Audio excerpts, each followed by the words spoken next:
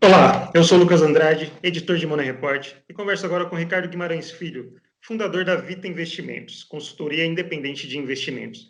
No segundo vídeo da série, o Ricardo falou sobre conceitos e estratégias para montar uma carteira equilibrada. A gente prossegue no assunto sobre a importância de diversificar os investimentos. Tudo bem, Ricardo? Obrigado pela gentileza. Tudo bem, Lucas? Obrigado a você.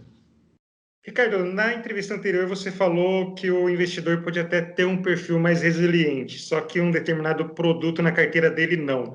Gostaria que você explicasse um pouquinho para a gente sobre isso, para a gente abrir essa conversa, mais pensando no investimento do longo prazo. Muitas vezes o investidor compra um produto pensando em 20, 30 anos, mas ele não pode ter aquela rentabilidade desejada. Você pode explicar para a gente melhor isso? Claro, uma carteira diversificada de longo prazo não necessariamente significa que você vai comprar um produto e deixar ele lá sem olhar por 30 anos, 20 anos, né? Às vezes a gente tem aquele conceito de que eu comprei um produto, ele começou a performar mal, então eu deixo lá por mais tempo que ele vai voltar, né? Não necessariamente ele vai voltar, né? A gente entende que uma carteira de investimentos bem montada, ela também é uma carteira dinâmica, né? Ou seja, tem horas que você tem que avaliar e cortar algumas perdas e reposicionar a sua carteira para ativos que vão recuperar aquela perda, né? Não adianta você só ficar como um torcedor daquele produto que você comprou, né? Então, muito importante um investidor, num determinado momento do portfólio dele, avaliar ganhadores e perdedores e rotacionar as duas pontas, a ponta ganhadora e a ponta perdedora, porque às vezes a gente fica com aquela questão do ego, né, de não querer realizar um prejuízo, não, deixa que vai subir, e isso não é verdade, né, tem coisas que vão caindo até zero, né, então, assim, é importante o investidor ter essa noção de que um portfólio diversificado e bem balanceado, embora ele seja de longo prazo, ele é dinâmico, ou seja, as perdas devem ser cortadas, os lucros às vezes realizados, né, porque é alguma coisa que você, da mesma forma que uma posição perdedora pode piorar, uma posição ganhadora também pode reverter, né, então quando o cenário muda ou quando você visualiza uma mudança de cenário para os próximos 2, 3 anos, cortar os ganhadores e colocar o lucro no bolso também é uma boa opção.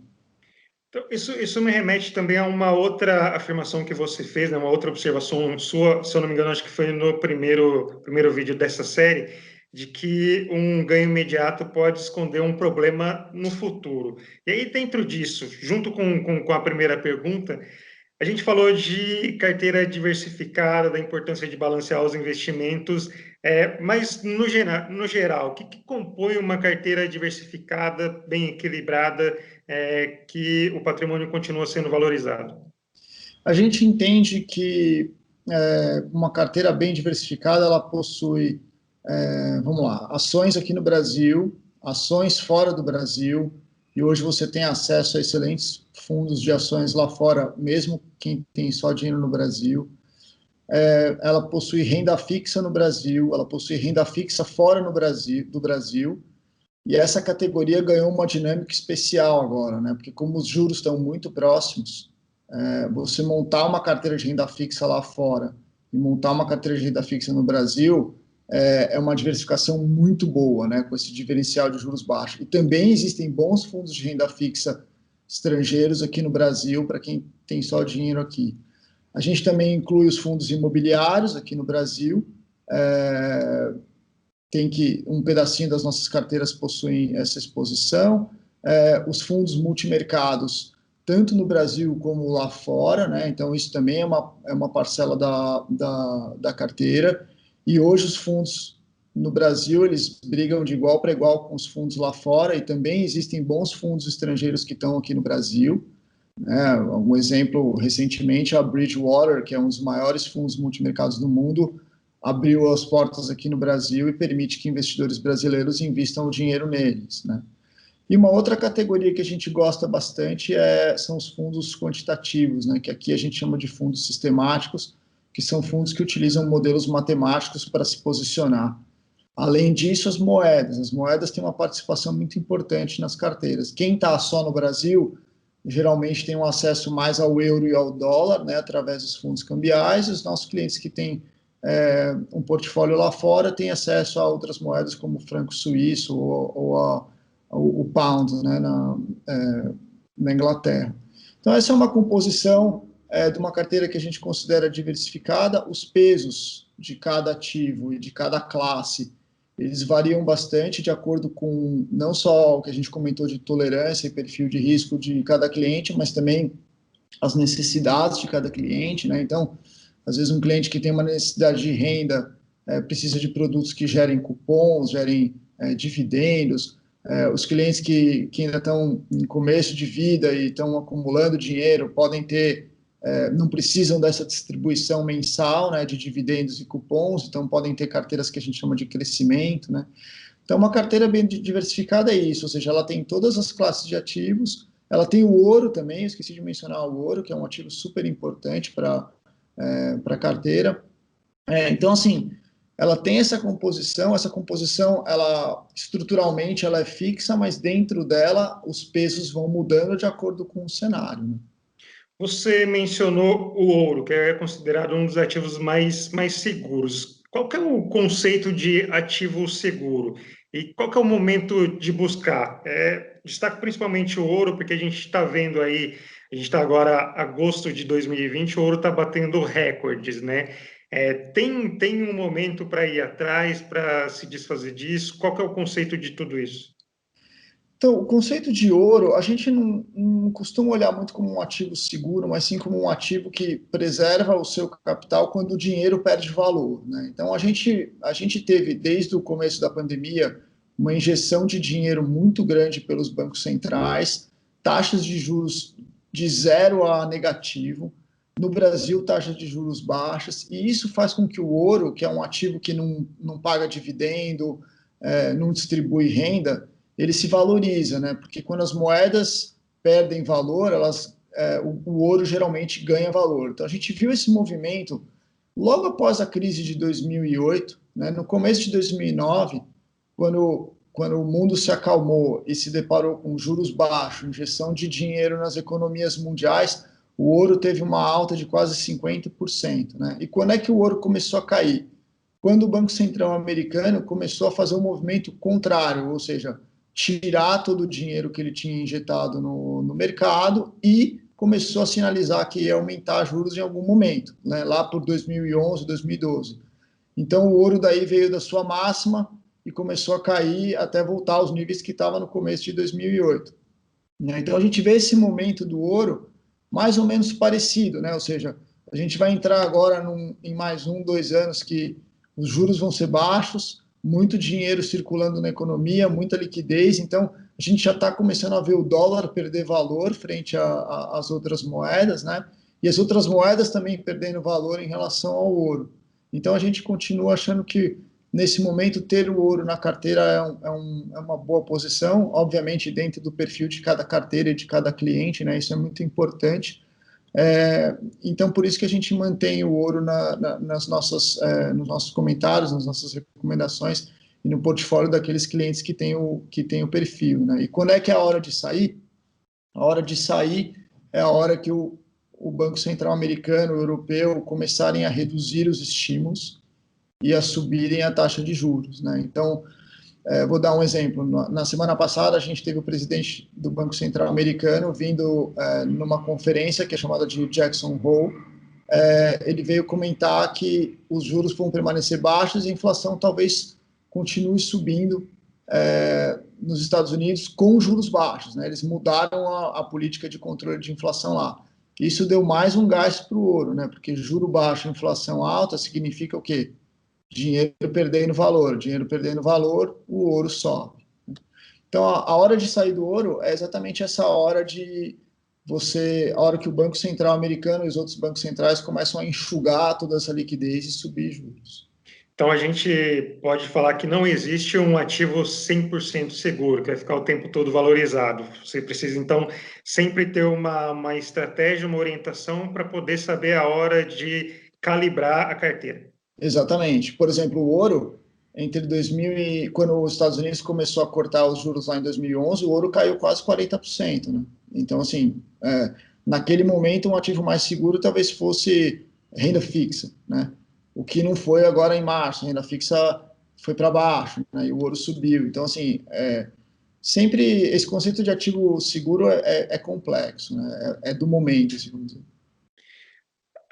A gente está nesse assunto de investimento, de busca por uma carteira equilibrada, e a gente sempre vê algum produto surgindo, né? Alguma novidade. Eu acho que a novidade mais evidente nos últimos tempos são as criptomoedas.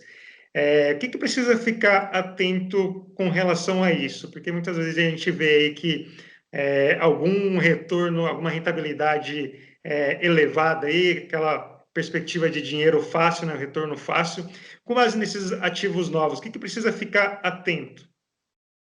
Uma coisa importante dos ativos novos, assim, exemplo do que você mencionou das criptomoedas, é que sempre aparece aquelas histórias de sucesso, né? A pessoa que comprou o Bitcoin a US$ 10 e hoje ele está a US$ 8.000, né? Mas, assim, é um ativo, especialmente criptomoedas, muito novo. Existem várias criptomoedas, né? A gente aqui ainda está estudando criptomoedas para, eventualmente, em algum momento, recomendar para clientes, né? Então, assim, o mais importante para a pessoa que quer investir nesse tipo de ativo é estudar, olhar os casos de sucesso, olhar os casos de prejuízo, né? Não se iludir que tem dinheiro fácil. Eu acho que a criptomoeda ainda tem uma coisa nova, que existem várias criptomoedas, né? Quais são as diferenças entre elas, no que elas estão lastreadas, qual vai ser aceita, qual não vai ser aceita, né? Então, assim, é, tudo isso tem que ser levado em conta quando você coloca um ativo desse tipo, ou seja, muito novo, para dentro, né? Não tem ganho fácil, né? É muito importante o investidor estudar aquilo que está entrando na carteira dele e por que está entrando na carteira dele, qual o tamanho que ele vai fazer aquela posição, para aquilo não ser um fator de prejudicar a carteira dele, né? Eventualmente se vai mal. Então, assim, produtos novos, estuda, procura alguém que entende daquele produto, que pode te aconselhar a investir. Ricardo, agora entrando no assunto que talvez tenha ficado muito mais em alta diante desse cenário de juros baixos aqui no Brasil, que são os investimentos na Bolsa de Valores. Vocês têm recebido muita procura para investimento na Bolsa de Valores? Como tem sido esse movimento? Eu pergunto pelo seguinte: o número de CPFs registrados na B3 tem tido um crescimento espantoso nos últimos 2 anos, se eu não me engano, e mesmo diante da pandemia, né, dessa crise econômica que a gente está passando, esse patamar se manteve. Se eu não me engano, são 300 mil CPFs todo mês. Como tem sido a procura aí com vocês? Então, o tipo de cliente que procura a gente, ele está incomodado com os juros baixos, e ele quer montar uma carteira de investimentos que possa ir bem nesse cenário de juros baixos, né? Então, aquela história da renda fixa, 14% ao ano, isso acabou. Bolsa de valores, hoje, tem um peso grande na carteira dos investidores exatamente por esse cenário de juros baixos, né? Então, assim, aquele investidor que normalmente vai se aventurar sozinho no mercado, normalmente ele vai comprar ações recomendadas, né? Por corretoras, enfim, pelos assessores. A gente tem um pouco mais de cautela com isso, ou seja, a gente acha que o momento da bolsa é favorável para o investidor pessoa física, né? Os juros estão baixos, as empresas estão gerando lucros, né? Mas por outro lado tem aquilo que a gente comentou na primeira entrevista, que são os riscos da economia, né? Então, assim, eu acho que o que a gente vai ver aqui no Brasil nos próximos anos é uma entrada muito grande de pessoas físicas na bolsa, um movimento que aconteceu nos Estados Unidos lá no começo do século, né? Ou seja, as pessoas nos Estados Unidos já têm uma massa de investidores, pessoa física, muito grande na bolsa. O Brasil era muito reprimido nesse aspecto, né? Porque os juros eram 14, na década de 90 os juros eram 40, né? Então não tinha muito sentido para uma pessoa física correr algum risco de ganhar na bolsa de valores, quando no ano 2000 o juro era 40, né? Ou seja, a bolsa tinha que subir 40% para ele ter algum ganho, né? Hoje em dia, não. Como os juros estão muito baixos, a gente vai ter uma migração de CPFs muito grande para a Bolsa. Isso é um movimento que, na minha cabeça, está só começando, assim. Mas aqui os clientes que procuram a gente, eles estão mais preocupados com essa alocação estrutural da carteira, né? Não só com ganhos em bolsa de valores. Você destacou isso, né, dos CPFs, e também a gente vê o movimento de empresas também abrindo capital aqui no país, algumas até no exterior, mas principalmente aqui no país. O movimento, acho que tem crescido bastante, tem uma fila aí, se eu não me engano, acho que de 40 empresas querendo abrir o capital. Para o investidor que está atrás de entrar na bolsa, de mexer com a bolsa, o que precisa levar em conta primeiro? No que ele precisa ficar atento? Então, ele precisa ficar atento em algumas coisas. Longo prazo é a primeira, ou seja, às vezes você tem um mês muito bom e você acha que aquilo vai se repetir por mais 2, 3, 5, 6, 12 meses, né? E não necessariamente um mês bom é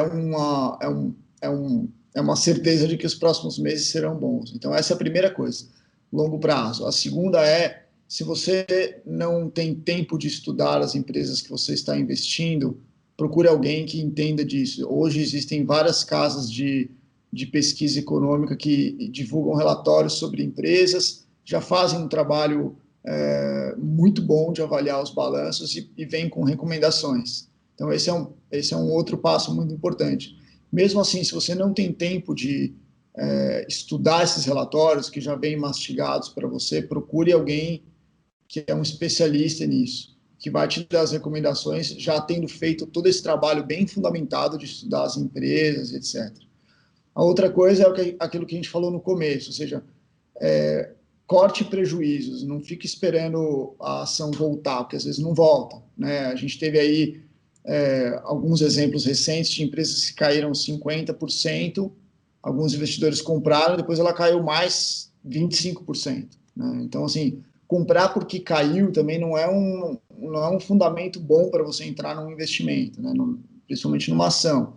Então, estuda, tenta entender por que aquela ação caiu, pergunta para as pessoas que entendem. Isso é muito importante assim, para você ter um longo prazo de consistência. Ricardo, para a gente fechar esse terceiro vídeo, que na verdade o segundo e o terceiro são complementares, sobre ter uma carteira bem diversificada, qual que é a orientação, a dica aí para o investidor que quer ter esse patrimônio sempre valorizado? Qual que deve ser o nível de atenção dele com o próprio dinheiro para ter esse dinheiro sempre valorizado? Eu acho que o investidor, na minha cabeça, primeiro tem que procurar algum especialista, né, que possa aconselhar ele. Mas o mais importante disso é aquilo que a gente falou na semana passada, que é o investidor tem que ter uma carteira muito bem adequada para os objetivos que ele tem de curto, médio e longo prazo e para o perfil de risco e capacidade de risco dele. Isso é fundamental para ter consistência nos investimentos e preservação de capital e ganhos, ou seja, são carteiras que, quando caem, você não está preocupado, você tem capacidade de aumentar o seu risco. Quando sobe, você também não fica eufórico, você vai pegar, embolsar alguns lucros, reposicionar. Então, assim, ter um especialista e ter uma carteira bem dimensionada são os principais conceitos. Então, seria o que a gente destacou bem no segundo vídeo. Você fazer uma escolha bem feita agora pode garantir uma tranquilidade no futuro. É isso aí. Ricardo, muito obrigado mais uma vez. Agradeço sua gentileza em conversar com a gente, esclarecer as nossas dúvidas. Obrigado você, Lucas. Tchau, tchau. Até o próximo vídeo. Até.